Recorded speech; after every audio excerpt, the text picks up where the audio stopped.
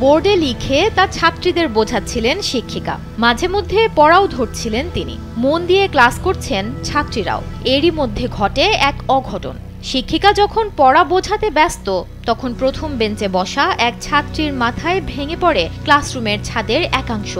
অল্পের জন্য প্রাণে রক্ষা পান শিক্ষিকাও। ইতোমধ্যে এ ঘটনার একটি ভিডিও সামাজিক যোগাযোগ মাধ্যমে ভাইরাল হয়েছে।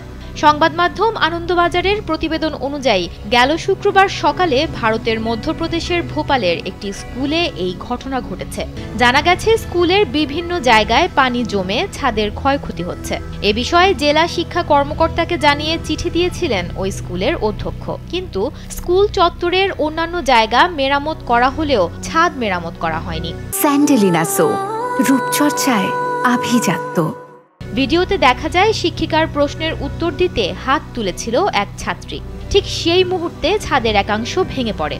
তখন ওই ছাত্রীর সামনে দাঁড়িয়েছিলেন শিক্ষিকা। অল্পের জন্য রক্ষা পান তিনি। এরপর ওই ছাত্রী দেরি না করে তার সহপাঠীকে নিয়ে সেখান থেকে দ্রুত সরে যায়। বাকিরা আহত ছাত্রীর দিকে এগিয়ে যায়। তবে যে ছাত্রীর মাথায় ছাদের একাংশ ভেঙে পড়েছিল, সে গুরুতর কোনো আঘাত পায়নি। প্রাথমিক চিকিৎসা শেষে ওই ছাত্রীকে বাড়ি পাঠিয়ে দেওয়া হয়েছে।